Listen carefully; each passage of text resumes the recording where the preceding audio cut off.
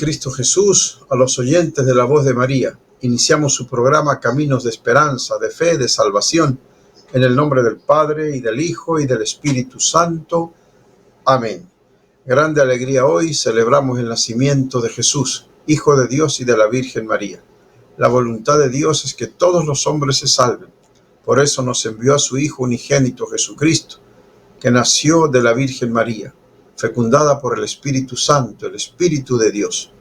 Nació pobremente en la gruta de Belén, allí al calor de los animalitos, y en lugar de una cuna, un pesebre, una cajita con heno. Se improvisó la cunita del Señor, en extrema pobreza para enriquecernos con su amor eterno. Jesús creció humildemente en el hogar de Nazaret, la casa del carpintero San José. Jesús, José y María, la Sagrada Familia. Cuando tenía unos 30 años ya comenzó a anunciar y a predicar que se acerca el reino de los cielos y tenemos que cambiar de vida y de corazón. Jesús nos anuncia la verdad, que somos hijos amados de Dios. Jesús viene a liberarnos de todo mal. Jesús cura a los enfermos, limpia a los leprosos, hace oír a los sordos, ver a los ciegos, hasta los muertos resucitan, y se predica a los pobres, a los sencillos la buena nueva. Dios nos ama. Y la prueba más grande de amor es que nos dio a su Hijo, y su Hijo entregó su vida obediente al Padre hasta la muerte, y una muerte de cruz. Allí derramó su sangre pagando por nuestros pecados, nos libró del pecado, de la muerte, del diablo, y resucitó glorioso. Ascendió a los cielos y desde junto al Padre nos envía en el Espíritu Santo para vivir como hijos amados de Dios en su Santa Iglesia Católica. Pues estamos celebrando la Navidad. La Navidad no solo es el 24 y el 25. Estamos en días gozosos de Navidad hasta la fiesta de los Reyes Magos, cuando Jesús se revela a estos sabios que vienen de Oriente, así como se reveló a los pastorcitos, gente humilde y pobre en primer lugar, también a gente sabia que busca a Dios. Pero la fiesta de la Navidad se prolonga aún más allá, hasta el día del bautismo del Señor. Así que tenemos muchos días de fiesta para celebrar y alegrarnos todos en el amor. Bien, la Iglesia hoy nos recuerda un santo, San Fulgencio, 30 de diciembre, dedicado a San Fulgencio. Nació el año 467 en Cartago, eso está al norte de África, de familia romana. Hermano de los santos Leandro, Isidoro y Florentina. Pero qué maravilla, 4 hermanos santos: San Fulgencio, San Leandro, San Isidoro y Santa Florentina. Qué santos padres tienen que haber tenido, que procrearon a 4 hijos santos. Nos recuerda mucho esto a los padres santos de Santa Teresa del Niño Jesús. Si no me equivoco, 4 hermanas religiosas también con Santa Teresita. Papá y mamá santos, hijos santos. San Fulgencio fue un buen administrador del rico patrimonio paterno y buen procurador de los impuestos de la provincia. O sea, era un hombre que sabía administrar y trabajaba para el gobierno, para el imperio. Fue nombrado obispo de Ruspe contra su voluntad y de Cartago. Desterrado a Cerdeña, seguramente por orden del emperador, junto a otros 59 obispos, por el furioso rey Trasamundo. Fíjense, no es el emperador, sino el rey Trasamundo. Qué manera, ¿no? Desterrar a 59 obispos, que siendo que son los discípulos de Jesús, los sucesores de los apóstoles. Se ve que este hombre no tenía la luz, era enemigo de Cristo Jesús y de sus discípulos. Así fue desterrado. Hombre de gran cultura teológica y humanística. Qué interesante esto, conocer de teología, de humanidades, de historia, de ciencia, de artes. Eso no va reñido con la fe, al contrario, enriquece a la persona. Se dice que San Lucas, médico, era un hombre de gran cultura, incluso era pintor, y dice la tradición que pintó un cuadro de la Virgen María, y que con ese cuadro se basan otros que se han conservado hasta ahora según la tradición, que era un hombre muy delicado, muy sabio, como excelente médico y evangelista. Por eso, el conocimiento, si está acompañado de la fe, magnífico. Enriquece a la persona y sirve para hacer mucho bien. En Ruspe, San Fulgencio fue gran predicador de la ascética cristiana. Esta ascética, este esfuerzo, este sacrificio que hay que hacer para conquistar el reino de los cielos. Los que se dedican a la ascética hacen mucha oración, ayuno, madrugan, cantan al Señor, se van fortaleciendo y creciendo en sabiduría, en estatura y en gracia delante de Dios y los hombres, como fue creciendo Juan el Bautista, el mismo Jesús. Esa es la ascética cristiana, no es esfuerzo por vivir las virtudes. Fue un buen padre y pastor de su rebaño, un buen obispo, y daba a los pobres todo lo que recibía. Murió santamente en el año 532. San Fulgencio ruega por nosotros, que podamos también tener conocimientos, hacer el bien a los demás. Mientras un silencio sereno lo envolvía todo, y al mediar la noche de su carrera, tu palabra todopoderosa bajó, Padre, desde el trono real de los cielos.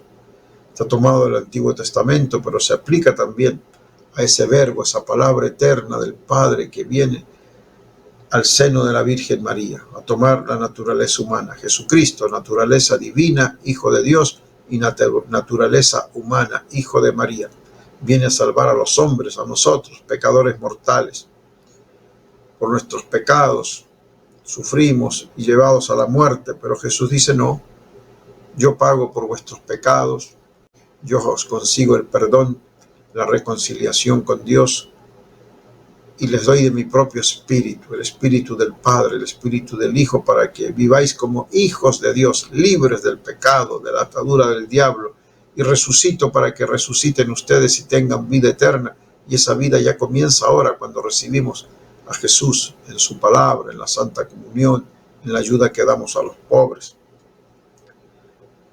Estamos tan dichosos en estos días de fiesta que sí conviene rezar el Gloria, como los ángeles estaban felices esa noche en que nació Jesús en Belén, y los pastorcitos vieron al ángel y a una multitud de ángeles que cantaban gloria a Dios en el cielo y en la tierra paz a los hombres de buena voluntad. También gozosos cantamos el Gloria. Gloria a Dios en el cielo y en la tierra paz a los hombres que ama el Señor. Por tu inmensa gloria te alabamos, te bendecimos, te adoramos, te glorificamos. Te damos gracias, Señor Dios, Rey celestial, Dios Padre todopoderoso. Señor Hijo único Jesucristo, Señor Dios, Cordero de Dios, Hijo del Padre, tú que quitas el pecado del mundo, ten piedad de nosotros. Tú que quitas el pecado del mundo, atiende nuestra súplica. Tú que estás sentado a la derecha del Padre, ten piedad de nosotros, porque solo tú eres santo, solo tú, Señor, solo tú, Altísimo Jesucristo, con el Espíritu Santo, en la gloria de Dios Padre. Amén. Gloria al Padre, y al Hijo, y al Espíritu Santo, como era en el principio, ahora y siempre, por los siglos de los siglos. Amén. Concédenos, Dios Todopoderoso, Padre amado, que la novedad y el gozo del nacimiento de tu unigénito en la carne, nacido de la Virgen María, nos libre de la antigua esclavitud del pecado que todavía nos oprime. Te lo pedimos por nuestro Señor Jesucristo, tu Hijo, que vive y reina contigo en la unidad del Espíritu Santo, y es Dios como tú, oh Padre, por los siglos de los siglos. Amén. La primera lectura está tomada de la primera carta del apóstol San Juan. Recordemos que el discípulo amado San Juan, el águila entre los evangelistas, porque voló muy alto para entender quién es Jesús, Dios verdadero, y una mirada como la del águila, una gran mirada para entender estos misterios de Dios, se le concedió esta gracia de escribir el magnífico Evangelio de San Juan. Se dicen que el tesoro más grande de la Biblia está en los Evangelios, y el corazón del Evangelio es el Evangelio de San Juan, ese discípulo que pudo colocar su cabeza junto al pecho de Jesús, junto a su corazón, en la última cena, el discípulo amado. Escribió el Evangelio de San Juan, escribió el Apocalipsis, esa revelación maravillosa que revela hasta el fin del mundo y más allá todavía la vida del cielo. También escribió 3 cartas de gran valor. Esta primera carta del apóstol San Juan, evangelista, discípulo amado. Les escribo a ustedes, hijitos, porque han sido perdonados sus pecados en el nombre de Jesús. Les escribo a ustedes, padres, porque conocen al que existe desde el principio. Les escribo a ustedes, jóvenes, porque han vencido al demonio. Les he escrito a ustedes, hijitos, porque conocen al Padre.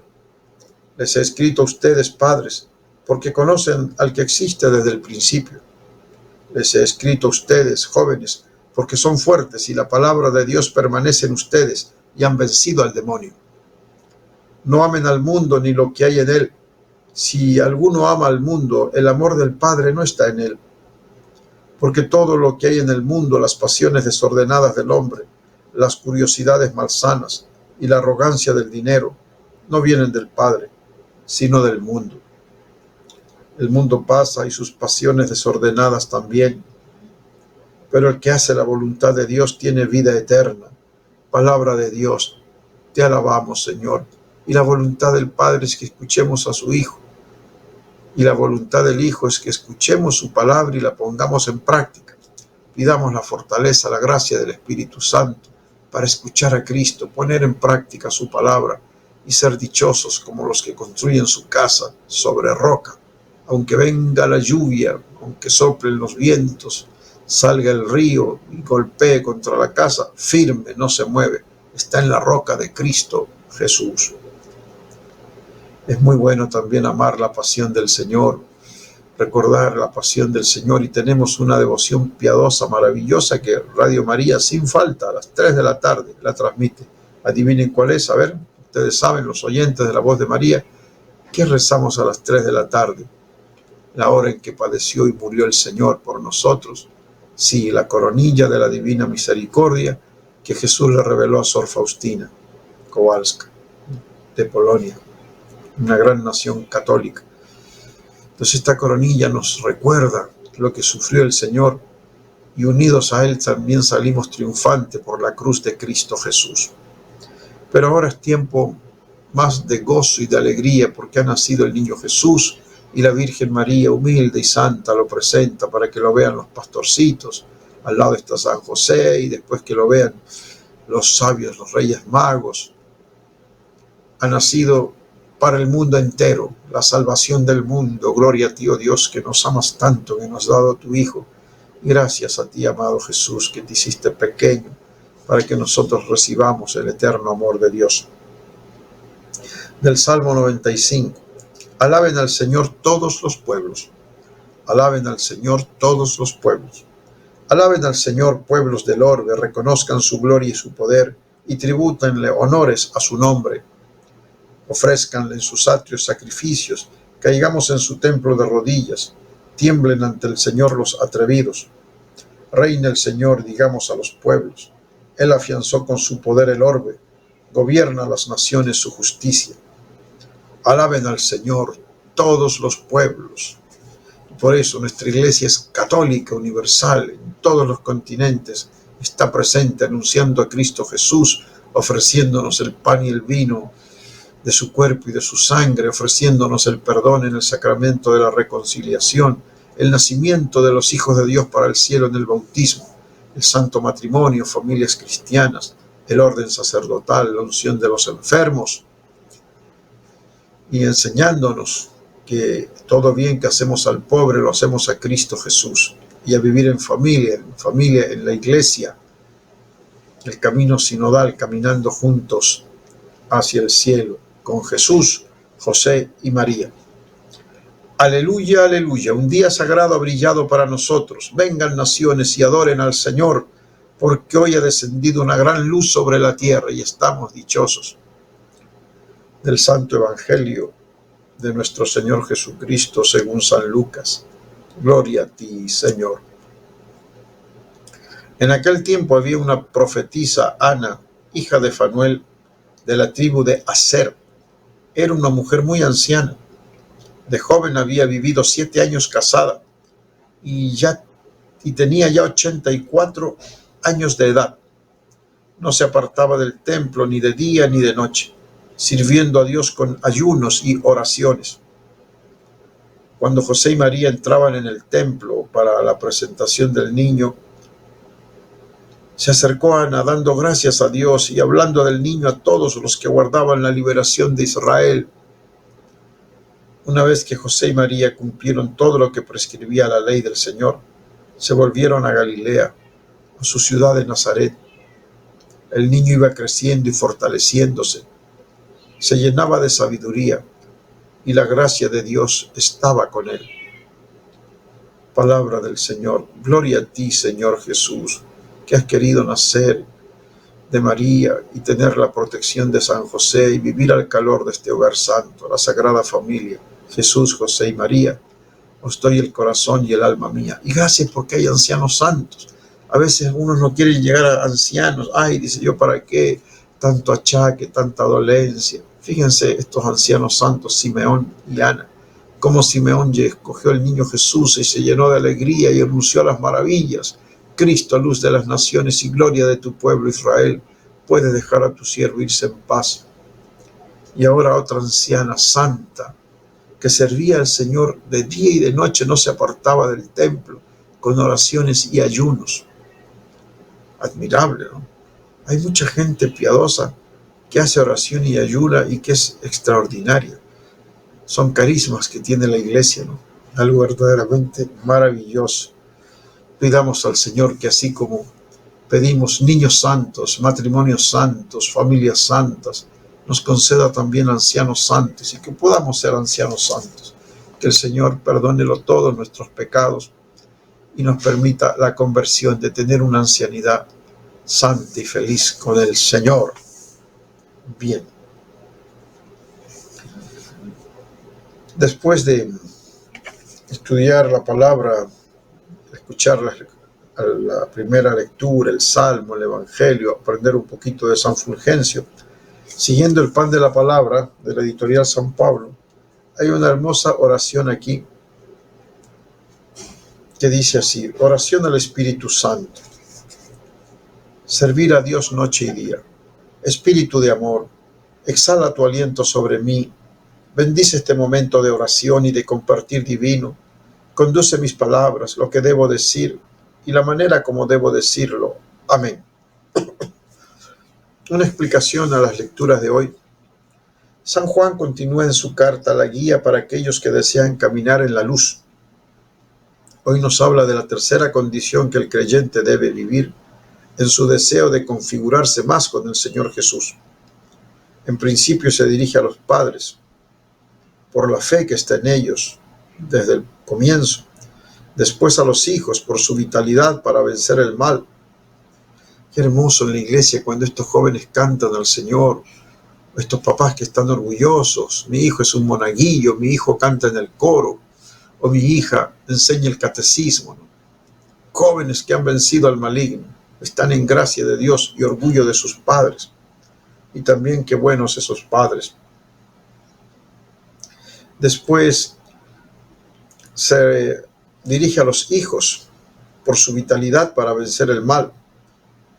La felicitación está dirigida a quienes han sido perdonados, por tanto han conocido el amor del Padre. El perdón se presenta como condición para entrar en una relación con Dios, y Él mismo, que es justo, fiel, bondadoso, purifica al creyente de sus culpas con la sangre de su Hijo. Oh Cristo amado, de tu costado atravesado por la lanza salió sangre y agua. Ya mucha sangre había corrido de tu cabeza, de tus manos, de tu espalda, azotada. Pero ahora lo último, la sangre y agua, lo último que queda, y lo entregas para hacer una alianza nueva y eterna con nosotros y purificarnos de todo pecado. El agua que nos regenere y que anuncia el agua del bautismo que nos traerá el Espíritu Santo para vivir como hijos amados de Dios.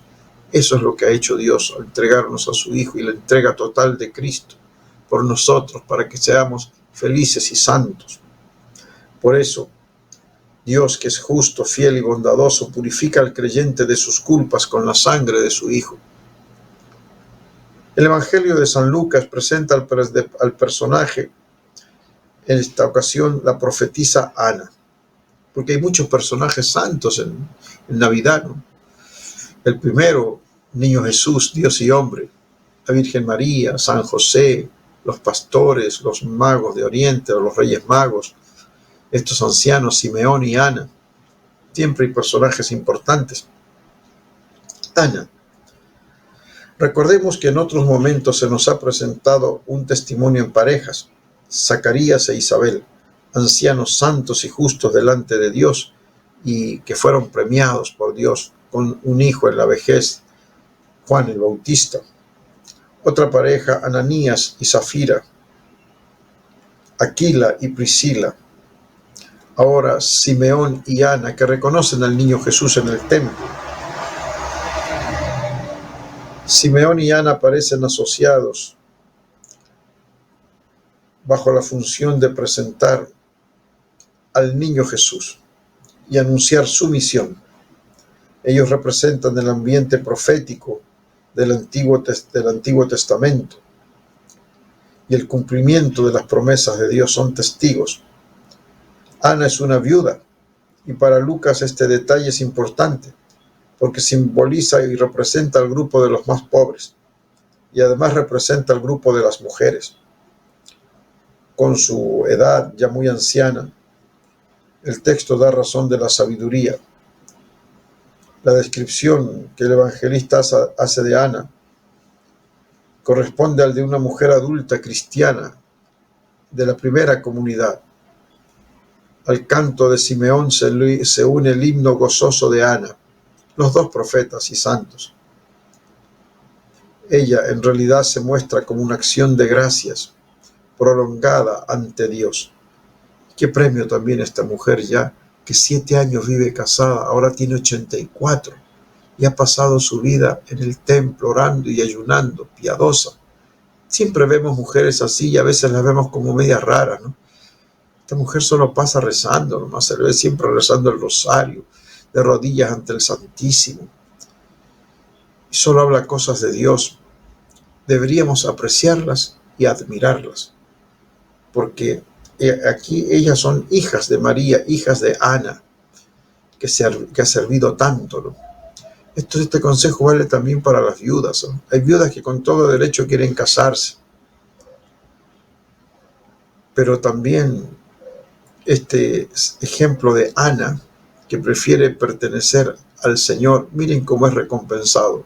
Pudo ver al niño Jesús, a la Virgen María y a San José. Qué premio tan grande a las viudas que deciden mejor ser mujeres de Dios, mujeres de Dios. Llamen orando. ¿Qué me hace decir este texto? El camino de la fe necesariamente genera un acercamiento al amor de Dios. Aparece en nosotros la fe que nos ilumina. Señor Jesús, que no me canse de glorificarte y de dar testimonio de mi encuentro contigo. No permitas que se agote mi fe con el paso de los años, sino que se fortalezca y te alabe como te alabó el anciano Simeón y Ana, la profetisa. Porque verdaderamente te presenta a ti como el Mesías Salvador. Tampoco dejes de admirarme con lo que haces, que no deje de admirarme con lo que haces con mi vida una y otra vez. Gracias, Señor. Gracias, Señor, por estar entre nosotros y porque hay santos que son ejemplos grandes a seguir y que por la comunión de los santos interceden por nosotros. San Fulgencio, que fuiste un gran administrador, que fuiste un hombre sabio, que ayudaste a los pobres, ruega por nosotros para que tengamos esas virtudes. Y Santa Ana, profetiza, que te diste cuenta que ese niño que entraba era el Salvador, el Mesías, como el anciano Simeón. Ayúdanos, San Simeón y Santa Ana, a que podamos tener una ancianidad santa y ser alegres y felices. El otro día escuchaba en radio La Voz de María, no sé si fue la psicóloga, me parece, que decía que, no sé si era su mamá o su abuelita, estuvo riendo hasta el último día de su vida, feliz, extraordinario, ¿no? que no nos entre el temor ni la angustia, sino la felicidad de ser hijos amados de Dios para siempre. Bien. El Catecismo de la Iglesia Católica siempre nos habla maravillas de todo. Es un compendio precioso de la doctrina cristiana, de teología, de moral. Todo está aquí en este Catecismo de la Iglesia. Y en relación al sacramento de la Eucaristía, la acción de gracias de que da Jesús cuando entrega su cuerpo y su sangre, que se quedan en el pan y el vino, donde Él se hace presente realmente. La acción de gracias es la alabanza al Padre. La Eucaristía, sacramento de nuestra salvación, realizada por Cristo en la cruz, es también un sacrificio de alabanza en acción de gracias por la obra de la creación. En el sacrificio eucarístico, toda la creación amada por Dios es presentada al Padre a través de la muerte y resurrección de Cristo, que renueva todas las cosas. Por Cristo la Iglesia puede ofrecer el sacrificio de alabanza en acción de gracias por todo lo que Dios ha hecho de bueno, de bello y de justo en la creación y en la humanidad. La Eucaristía es un sacrificio de acción de gracias al Padre, una bendición por la cual la Iglesia expresa su reconocimiento a Dios Padre, Creador, que nos ama, por todos sus beneficios, por todo lo que ha realizado mediante la hermosa creación, la redención y la santificación. Dios nos llama, nos justifica y nos glorifica. Eucaristía significa ante todo acción de gracias. La Eucaristía es también el sacrificio de alabanza por medio del cual la Iglesia canta la gloria de Dios en nombre de toda la creación. Este sacrificio de alabanza solo es posible a través del Hijo, Cristo. Él une los fieles a su persona, a su alabanza y a su intercesión, a nosotros que somos su cuerpo, de manera que el sacrificio de alabanza al Padre es ofrecido por Cristo y con Cristo, y para ser aceptado en Él. Muy bien, siempre podemos aprender más y más de este misterio amoroso. Me gusta mucho cuando hay sacerdotes que al elevar la hostia se quedan un ratito allí y uno está contemplando en esa hostia a Cristo glorioso y tenemos ahí la oportunidad de pedir: Cristo Jesús, por la salud de mis pacientes. Pido de un modo especial por la salud de Monseñor Antonio. Concédele salud, Señor. Por la salud de mi hermana Marcela también, que se alegre. Por mi esposa Moncita, mi hermano Rodrigo. Podemos allí, en ese momento que el sacerdote levanta la hostia consagrada, alabar a Cristo y pedirle, ¿no? Benditos los sacerdotes que se quedan allí un tiempito con la hostia en alto, o los que elevan el cáliz, la sangre de Cristo. Cristo, tu alianza nueva y eterna con nosotros, el perdón de los pecados que nos das. Gracias, Señor, por tu alianza y tu perdón, por tu amor. Quedarnos un ratito ahí contemplando, ¿no? Muy bien. Hay pacientes que se quejan de disnea, no dicen ellos disnea, están con un cansancio, tienen dificultad para respirar. Tenemos que estar atentos allí. Los principios generales, estamos hablando ya de medicina. La disnea, o sea, esa dificultad para respirar, se produce con mayor frecuencia por una alteración cardiopulmonar. O sea, hay problema en corazón y en pulmón, como insuficiencia cardíaca congestiva. Los pulmones ahí están llenos de líquido, el corazón no bombea bien, hay un problema cardiopulmonar. Isquemia cardíaca, o sea, no hay suficiente irrigación, oxigenación al mismo músculo cardíaco, muchas veces por las coronarias, ¿no? Que están allí un poco obstruidas por las placas de grasa. Esas coronarias que se endurecen también. También el broncoespasmo. Los bronquios se pueden contraer y eso dificulta el paso del aire. Embolia pulmonar, cuidado, ¿no? Coágulos que se puedan formar allí en los grandes vasos del corazón, del pulmón. Infección, una infección allí en los pulmones. Tapones mucosos, tapón de moco que no deja respirar. Y aspiración. El paciente puede aspirar algo restos de alimentos, secreciones que están en la garganta, pueden irse a la vía respiratoria. Todo esto puede causar disnea, dificultad para respirar. Vamos a repetir, aspiración se refiere que restos de alimentos o de secreciones de la garganta que pasen a los bronquios dificultan la respiración. Tapones mucosos, el moco ahí, por eso hay que estar tomando suficiente líquido, golpeteando la espalda también antes de las comidas. Infección, hay que dar antibióticos. Embolia pulmonar, ahí se requieren anticoagulantes. Broncoespasmo, broncodilatadores, hay nebulizaciones con medicina que dilata los bronquios. Isquemia cardíaca, hay remedios también que pueden favorecer la circulación en el mismo corazón. Por ejemplo, la cirugía, ¿no? Los famosos bypass, los stent, etc. O medicamentos. Insuficiencia cardíaca congestiva, hay que ayudar a ese corazón a que bombee mejor y hay que ayudar a que el cuerpo se libere del exceso de líquido que lo está afectando, ¿no?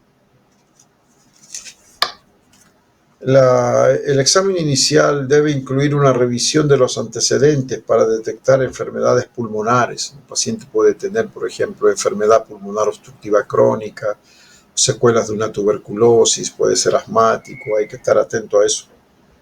O antecedentes cardiovasculares, puede ser que sea hipertenso, puede ser que haya sufrido un infarto, puede ser que esté con insuficiencia cardíaca o alguna insuficiencia valvular.